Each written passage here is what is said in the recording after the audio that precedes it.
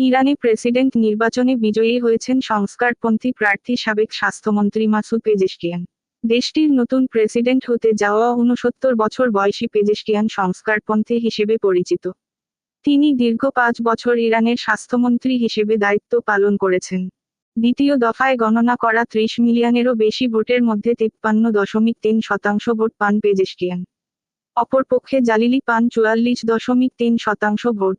Associate প্রেসের AP প্রকাশিত প্রতিবেদন অনুযায়ী পেজেশকিয়ান ১৬.৩ মিলিয়ন এবং জালিলি ১৩.৫ মিলিয়ন ভোট পেয়েছেন।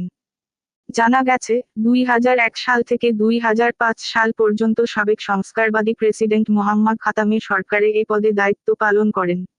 এছাড়া ইরানের পার্লামেন্টে উত্তর পশ্চিমাঞ্চলের শহর তাবরিজে ২০০৮ সাল থেকে প্রতিনিধিত্ব করে আসছেন তিনি। সাবেক এই স্বাস্থ্যমন্ত্রী একজন স্বনামধন্য কার্ডিওলজিস্ট। তিনি তাবরিজ ইউনিভার্সিটি অব মেডিকেল সায়েন্সের সাবেক প্রধান ছিলেন।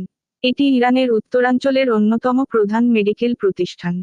পেজেশকিয়ানের আগে ২০১৩ এবং ২০২১ সালেও তিনি প্রেসিডেন্ট নির্বাচনে অংশ নিয়েছিলেন। তবে ২০১৩ সালে তিনি হাশেমি রাফসানজানিকে সমর্থন দিয়ে প্রার্থিতা প্রত্যাহার করেন এবং ২০২১ সালে গার্ডিয়ান কাউন্সিল তার প্রার্থিতা বাতিল করে।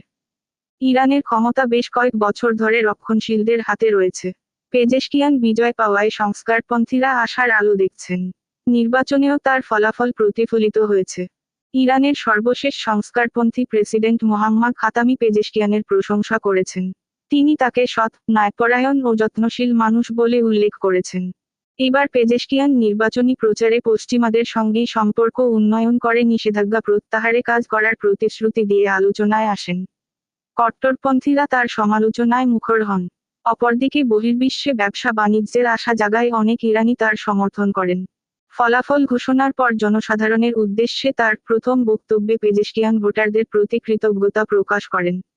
তার প্রতি ভালোবাসা এবং সাহায্য করতে যারা ভোট দিয়েছেন তাদের ধন্যবাদ জানান।